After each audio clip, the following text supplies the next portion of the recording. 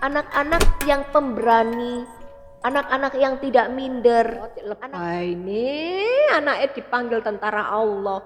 Itu doa bun, biar anak-anak atau horizatun tazayun itu sudah terasa sejak kecil. Nak, mbok ya seperti mbak itu.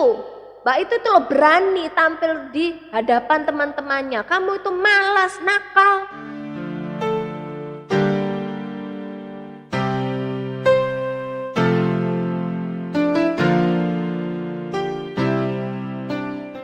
Assalamualaikum warahmatullahi wabarakatuh. Alhamdulillahirabbil alamin. Segala puji hanya milik Allah. Salawat dan salam tetap tercurahkan kepada junjungan kita Rasulullah Muhammad Sallallahu Alaihi Wasallam sebagai teladan kita hingga akhir zaman. Ayah dan bunda yang dirahmati Allah, tentunya kita sangat senang sekali ketika melihat anak-anak kita yang masih kecil sudah berani untuk tampil di hadapan publik.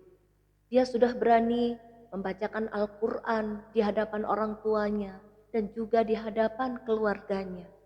Dia sudah berani membacakan puisi atau bahkan bersolawat di hadapan teman-temannya. Masya Allah, tentu sebuah kebanggaan bagi orang tua.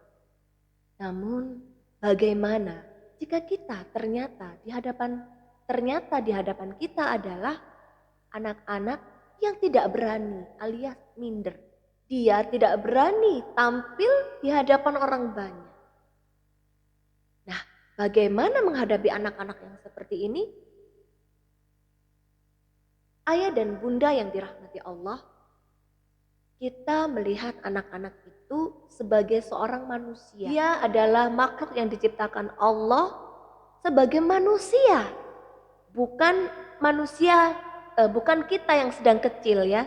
Jadi dia itu adalah dirinya sendiri.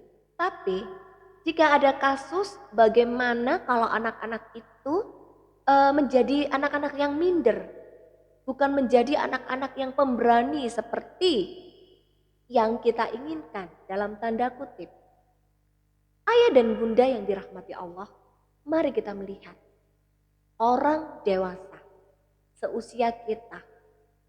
Apakah panjenengan pernah melihat orang-orang dewasa yang tidak berani ngomong, tidak berani tampil di hadapan publik?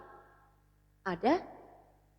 Barangkali mungkin kita sendiri yang malu, bahkan minder, gak pede ketika harus menyampaikan ide-ide kita. Mungkin begitu. Nah, sebenarnya kalau kita berkaca pada diri kita, oh ada yang malu, ada yang pemberani. Oh berarti anak-anak juga seperti itu. Benar sekali. Anak-anak juga seperti itu. Ada anak-anak yang cukup berani. Ada anak-anak yang sangat berani. Tapi ada anak-anak yang tidak berani sama sekali. Nah, tapi anak-anak itu beda dengan orang dewasa. Kalau orang dewasa itu ya mungkin gawan begitu ya, karena dulu masa kecilnya belum pernah dilatih atau mungkin ada faktor psikologis yang mempengaruhinya. Hari ini kita akan membahasnya. Kalau orang dewasa seperti itu, tapi bagaimana dengan anak-anak? Ayah dan bunda, maka disinilah pentingnya membangun konsep diri positif pada anak-anak sejak usia dini. Jadi anak-anak yang berani itu bisa dikondisikan sejak dia usia dini. Ketika panjenengan melihat orang-orang dewasa yang berani ngomong di depan publik, itu bisa jadi itu melalui proses-proses. Yang proses itu tentu tidak mudah. Maka kita bisa membuat anak-anak kita menjadi anak-anak yang berani menyampaikan sesuatu di hadapan publik. Ayah dan bunda yang dirahmati Allah, apa yang harus dilakukan oleh orang tua untuk menstimulasi anak-anak agar anak-anak itu tumbuh menjadi anak-anak yang percaya diri? Yang pertama adalah mari kita memberi kesempatan kepada anak-anak ketika mereka sedang mengekspresikan mengeksplor sesuatu. Yang perlu panjenengan ketahui, anak-anak itu adalah makhluk yang diciptakan Allah dengan segenap keingintahuannya yang luar biasa. Dia itu imajinatifnya tinggi, anak-anak itu. Keinginan untuk mengeksplor itu juga sangat tinggi. Nah, berilah mereka kesempatan, fasilitasi mereka. Dengan cara apa?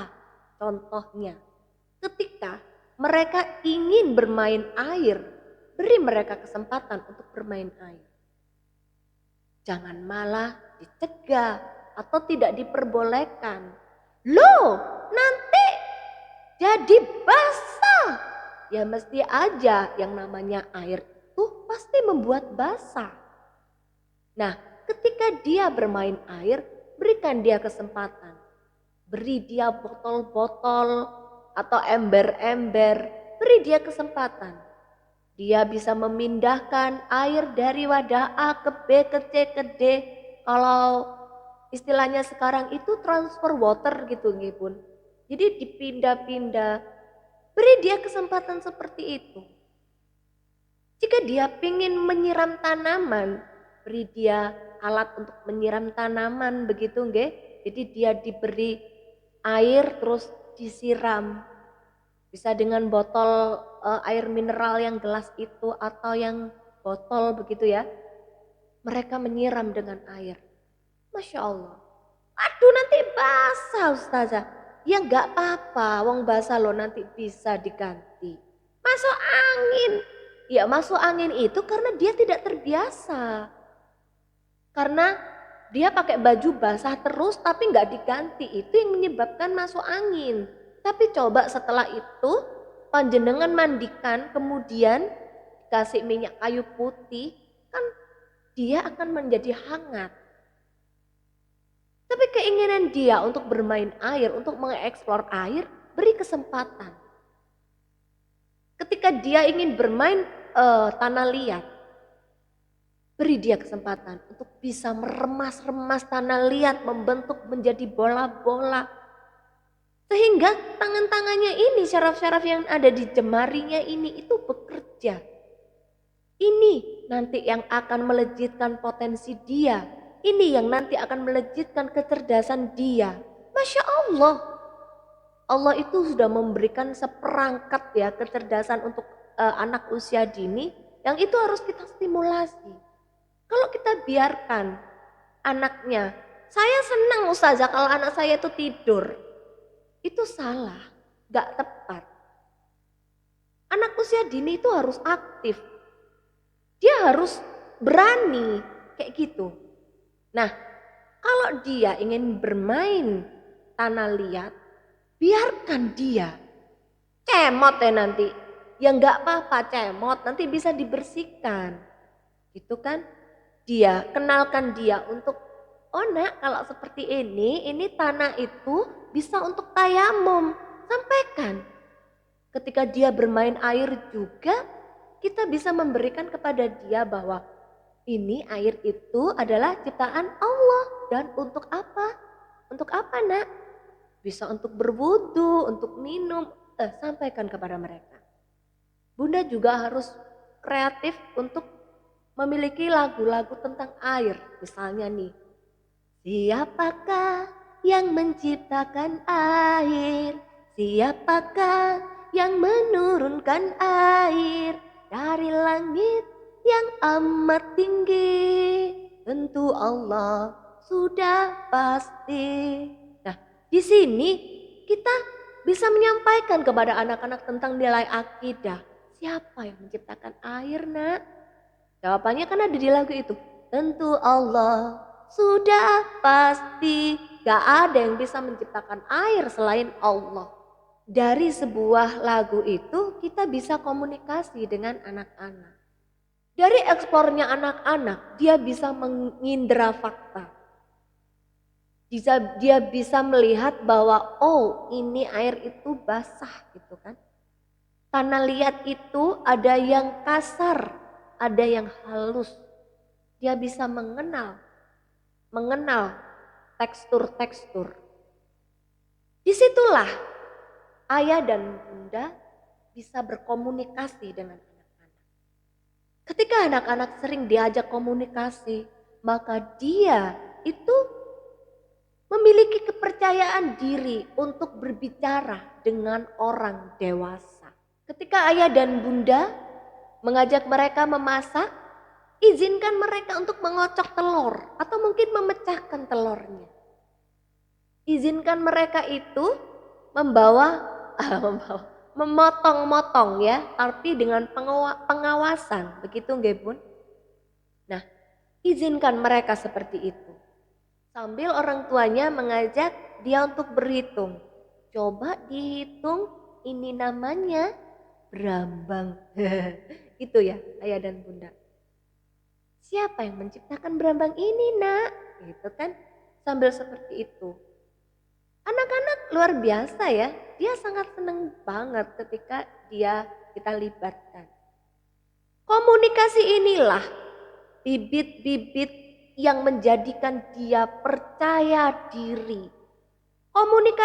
Komunikasi inilah yang menjadikan keeratan hubungan orang tua dengan anak.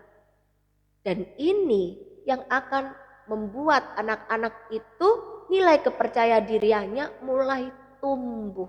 Ayah dan bunda yang dirahmati Allah, ketika anak-anak mengindra fakta, apa yang harus dilakukan oleh orang tua? Yang pertama adalah orang tua wajib menjaga. Jangan sampai dia itu bermain atau mengeksplor sesuatu yang membahayakan. Misalnya ini anak-anak yang sudah SD begitu ya, dia pengen main-main di sawah. Kemudian karena orang tuanya itu, ya sudah nak masuk aja ke sawah gitu tanpa pengawasan. Itu juga kurang tepat. Kenapa? Kita nggak pernah tahu di luar sana itu ada apa gitu kan. Kalau tiba-tiba ada ular, bagaimana? Sementara anaknya bermain sendiri. Atau mungkin ketika dia mengeksplor sesuatu di dapur, tiba-tiba membawa alat atau membawa pisau yang tajam begitu ya Bun. Dia mengiris, namanya anak-anak, dia enggak tahu gitu kan. Yang diiris malah tangannya, mungkin seperti itu. Itu yang disalahkan bukan anaknya, tapi orang tuanya. Di mana orang tuanya? Itu kan. Ketika anak-anak itu mengeksplor, orang tua juga harus mengawasi. Takutnya anak-anak itu bermain sesuatu yang berbahaya. Itu tugas orang tua adalah mengawasi mereka. Yang kedua adalah memberikan pemahaman kepada mereka tentang proses belajarnya dia. Jadi jangan dibiarkan ketika anak-anak itu ketika anak-anak bermain sambil belajar atau mengeksplor atau mengindra fakta, mereka itu kita biarkan tanpa ada pengetahuan. Ya seperti tadi yang saya ceritakan dalam sebuah lagu ya, disampaikan kepada anak-anak. Nah, kalau air itu kan ciptaannya Allah nih. Kalau tadi kan kamu kan tadi memindahkan dari botol menuju ke gelas kayak gitu. Nah, pada saat itu diberi pemahaman kepada anak-anak bahwa air itu bentuknya adalah seperti ini. Ini nilai sains sudah masuk. Jadi penting memberikan pemahaman tentang pengalaman bermain anak-anak itu harus disampaikan oleh orang tua. Dan bunda, ayah dan bunda yang tak kalah pentingnya adalah memberikan pemahaman tentang akidah kepada mereka. Siapa nak yang menciptakan air? Siapa nak yang menciptakan tanah liat? Siapa yang menciptakan api? Nah kalau khusus api ya bun, api ini harus benar-benar dalam pengawasan kalau dia pengen eksplor api. Itu mengapa? Sebabnya kalau di TK itu ada ya tema air, api, dan udara. Ciptaan Allah gitu. Ada itu ya kalau di TK itu ya. Ada tema yang seperti itu. Kalau khusus api, anak-anak memang harus dalam pengawasan, benar-benar pengawasan. Nilai akidah yang disampaikan itu ciptaannya siapa? Ciptaannya Allah. Maka Allah memberikan sesuatu yang khas terhadap benda-benda itu. Seperti air bisa membuat basah, api bisa membuat terbakar. Nah, komunikasi ini disampaikan kepada anak-anak. Pengalaman bermain ini disampaikan kepada anak-anak. Ini juga menjadi bibit supaya anak-anak itu berani ngomong. Ini menjadi bibit bagaimana anak-anak itu berani tampil di hadapan publik.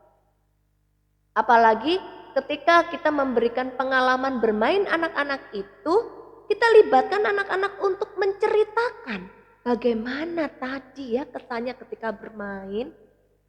Kalau berkomunikasi dengan anak-anak yang nggak formal-formal banget seperti, ayo sekarang sebutkan pengalaman bermain. Tidak seperti itu, ya langsung aja alamiah nanya. Gimana tadi dek ketika bermain air, seneng gak? Seneng mama, aku besok mainan air lagi. Yuk kita belajar tentang air tadi. Tadi adik sudah bermain air seperti ini. Nah tuh difoto sama mama. Coba nih, mama pengen dengar adik tadi bermainnya apa saja. Anak bercerita pelan-pelan. Aku bermain air tadi, Ma. Basah kena rok. Tapi aku seneng, Ma, mainnya hari ini. Pada saat itu orang tua memberikan memberikan reward positif. Masya Allah sudah bisa bercerita, itu kan seneng gitu kan. Nah ini adalah bibit-bibit anak-anak bisa tampil, anak-anak mengembangkan bahasanya. Ini sepele bun, tapi kalau ini dilatih terus menerus maka anak-anak itu bahasa dia itu semakin tertata. Bahasa dia itu sudah secara otomatis, dan itu memang nggak bisa kalau nggak dilatih, kecuali anak-anak yang memang sudah cerdas dari sononya ya. Dari sananya begitu kan. Nah cerdas dari sananya pun harus distimulasi juga gitu kan. Nah seperti itu nggak. Jadi ini bibit-bibit menumbuhkan anak-anak yang pemberani. Ketika anak-anak bermain atau mengeksplor sesuatu, Bunda tadi kan harus juga menanamkan akidah ya. Nah ini untuk mengasah naluri ghorizatun tadayun dia, naluri beragama dia. Jadi dia itu semakin mantap akidahnya. Jadi dia itu semakin bahagia, semakin bangga menjadi anak muslim. Nah ini kita kaitkan ya bun. Jadi anak muslim itu, aku bahagia, tiada Tuhan melainkan Allah. Aku bahagia, kitabku Al-Quranul Karim. Nyanyi bareng sama anaknya. Aku bahagia, Muhammad Rasulullah. Aku bahagia dan bangga, aku anak muslim. Aku bahagia dan bangga, aku anak muslim.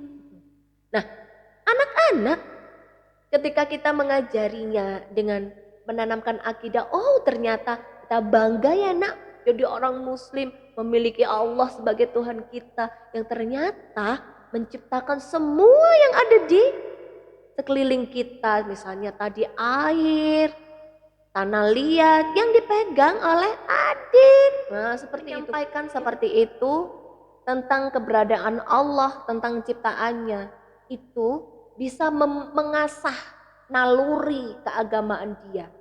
Namanya ghorizatun tadayun. Itu semakin terasah ketika naluri keagamaan anak-anak atau ghorizatun tadayun itu sudah terasah sejak kecil, maka dia memiliki kepekaan terhadap agamanya.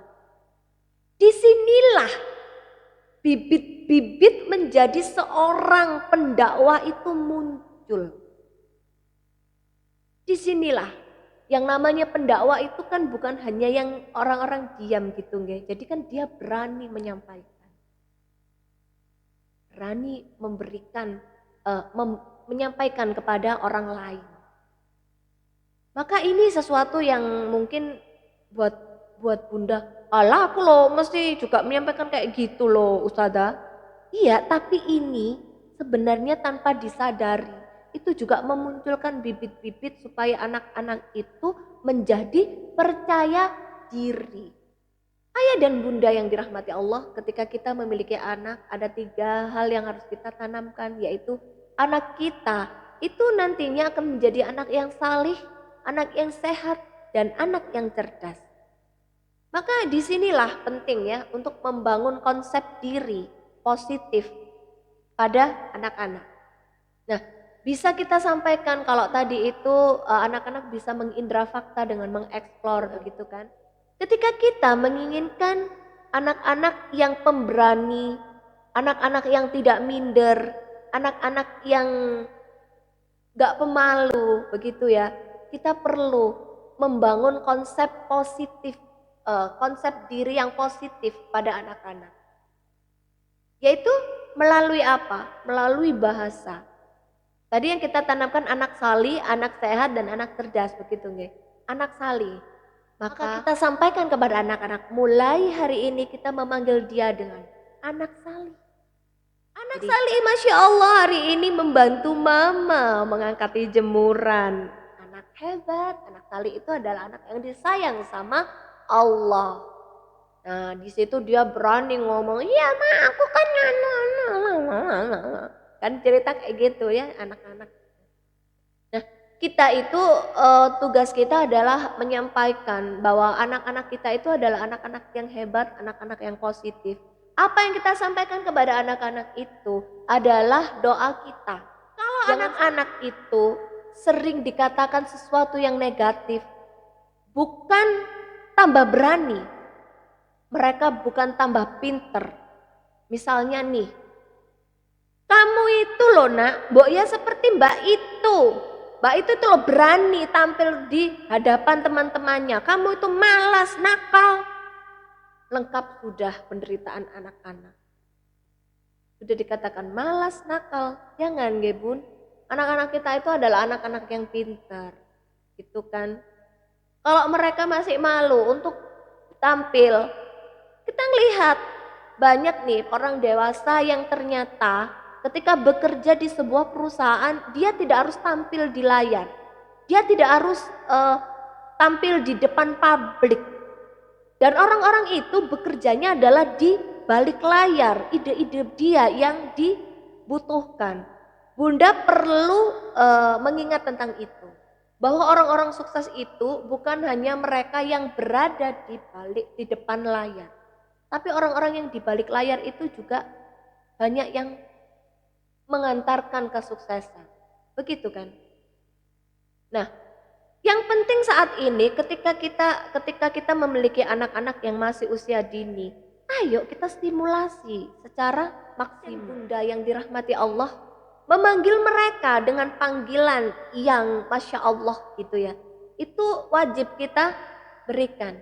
Misalnya nih, kita ingin anak-anak yang sehat. Panggil dia dengan panggilan yang terbaik. Tentaranya Allah sini dong. Mama mau menyampaikan ini loh. Kayak gitu. Mungkin tetangga kita akan mengatakan, ya Allah cik lebay nih anaknya dipanggil tentara Allah. Itu doa bun, biarkan mereka seperti itu, cuek aja. Kalau bisa malah anaknya mereka juga kita panggil, sini tentaranya Allah, sini semuanya. Sini para pengemban dakwah, calon pengemban dakwah sini. Atau seperti itu. Itu jauh lebih ini ya, jauh lebih bagus ya. Jadi itu semuanya adalah doa. Jangan lagi yang keluar dari mulut kita itu adalah panggilan yang buruk untuk anak-anak. Karena itu tidak akan membangun konsep diri yang positif pada anak-anak. Anak-anak bukan tambah semangat untuk percaya diri, tapi semakin gelesep. Selanjutnya adalah gizi yang optimal yang diberikan kepada anak-anak. Makanan yang diberikan kepada anak-anak kita itu juga berpengaruh bagi perilaku dia. berpengaruh pada pola pikir dan pola nafsia dia. Kalau orang tuanya itu memberikan makanan yang tidak halal, maka jangan diharapkan anak-anak itu menjadi anak-anak yang baik. Maka sebagai orang tua harus memberikan makanan yang halal dan thayyib. Makanan yang bergizi. Halal dan thayyib plus bergizi ya. Jadi seperti itu. Itu penting buat anak-anak. Apa hubungannya dengan anak-anak percaya diri? Ya, anak-anak yang baik, anak-anak yang mendapatkan asupan yang baik, maka dia mudah untuk diarahkan. Dan mudah juga orang tua untuk menginginkan anak-anak menjadi seperti apa. Gitu. Nah, ayah dan bunda tadi sudah kita menjaga bagaimana dia itu mengeksplor sesuatu, mengindra sesuatu begitu ya dengan baik. Melibatkan semua panca inderanya dengan baik. Kemudian dia juga kita beri label yang positif. Dia juga kita beri asupan yang baik untuk raga mereka. Itu kan. Selanjutnya apa? Kita semuanya senantiasa berdoa ya kepada Allah, karuniakanlah kepada kami anak-anak yang nantinya bisa memperjuangkan agamamu. Anak-anak yang bisa bangga pada agamamu. Allah, anak-anak kita ini akan memiliki konsep diri positif dan menjadi anak-anak yang pemberani.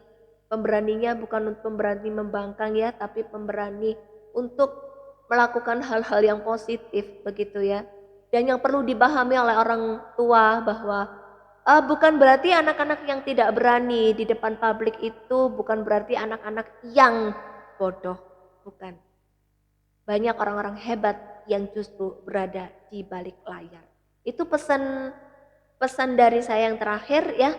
Semoga kita mampu menjadi orang-orang yang bisa membangun konsep diri positif pada anak-anak. Dan kita semuanya bisa menjadi orang tua yang mulai hari ini tidak lagi mengatakan bahwa anak-anak kita itu adalah anak-anak yang negatif. Baik, terima kasih. Mohon maaf sebesar-besarnya. Wabillahi taufik wal hidayah wa ridha wal inayah. Wassalamualaikum warahmatullahi wabarakatuh.